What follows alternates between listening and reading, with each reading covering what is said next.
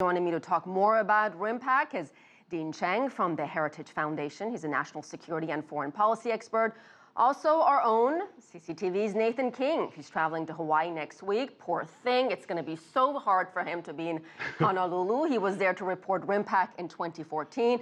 Let's start with you, Nathan. You were there 2 years ago. Tell us about that experience and how is it different from what we're seeing this time around? Well, it's an incredible experience, not just because, as you alluded to, it's actually in Hawaii, but also all these nations, 20-odd nations coming together for these big exercises, the logistical and also the spectacle. We've got aircraft carriers, everything like that. What's happening this year is that China sent 2 ships last year, the Peace Ark, which is one of them, the humanitarian hospital ship, but also there's 4 other ships this time, not a missile frigate, but a missile destroyer, lots of other ships as well. They are sending a lot more men as well, and a lot more activities. It was sort of first time last time to see if Chinese Navy could integrate into this long-running exercise, which is going from 1971. The US were very impressed. And it developed such a good relationship between the 2 different navies that have borne fruit in terms of navigating their differences across the Pacific, that these confidence-building measures that come with RIMPAC are so necessary as well. So we're going to see a lot more Chinese involvement. We're going to see a lot more exercises at sea with Chinese ships and US ships as well. And I want to get to the other stuff we talked about in a second, but you mentioned that the Chinese have a much larger presence this time around. And what does that say really about their military capability, Nathan? Well, as you know, China's going under tremendous military reform right now. It's moving away from a man-heavy land-based army. Foreign policy priorities are very much dedicated to the near shore of China. That includes Coast Guard, but also the Navy. We know it has one refitted aircraft carrier, which was originally from Ukraine. Now there's a second one being built, but also we're seeing new submarines. We're seeing a lot quicker aircraft, more about missile defense. So what you're seeing at RIMPAC and also in China is a Chinese Navy and military service for the 21st century, which will be able to stand alongside the US and, of course, all the other partners at RIMPAC. Dean, let me turn to you. This really is about spirit of cooperation, isn't it? Absolutely. I mean, the RIMPAC exercises, it's always important to remember, are multinational. They include navies from around the entire Pacific, including from South America.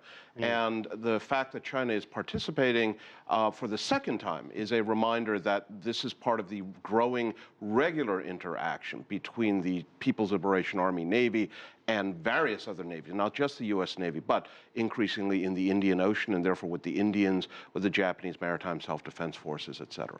One thing that impresses me about the decision both by China and the U.S. for China to participate for the second time is there was actually quite a lot of pressure here in Washington for them not to.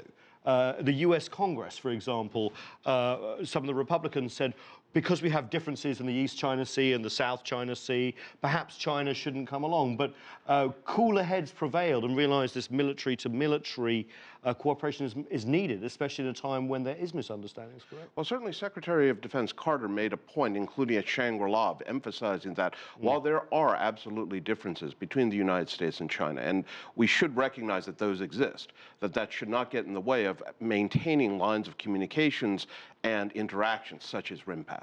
So, Dean, let me address the competing claims in South China Sea. Major ruling expected from the International Tribunal on a legal challenge brought on by the Philippines. In fact, a decision or ruling is expected July 12th. And these exercises will still be going on at that time. So what are your thoughts? And depending on what that decision is, which China says it will not, regard the decision as valid, how will that impact these exercises that are supposed to be about a sense of cooperation and camaraderie and teamwork? Well, there's been a lot of concern about how China will respond to the ruling, especially if the ruling, as many expect, will probably go against China's declared positions.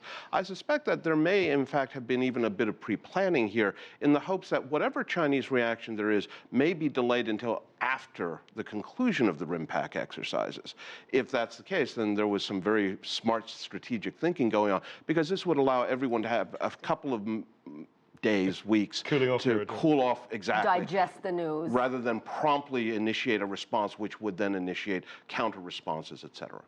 Yeah, I mean, my viewpoint is that the exercises will continue, of course, Yes. regardless. And it actually shows, even though there may be differences, that actually the US and China kind of agree on one thing, and this is not always reported in the Western media, that there is freedom of navigation.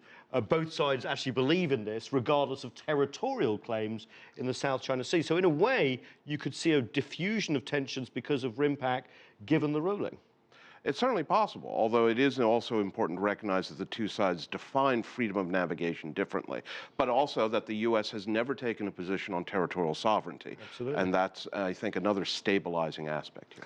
Dean, do you think this will be the way moving on from now on, that China will be invited every 2 years when RIMPAC holds these naval exercises? Well, that's a very interesting question. Of course, the U.S. is about to have a new election.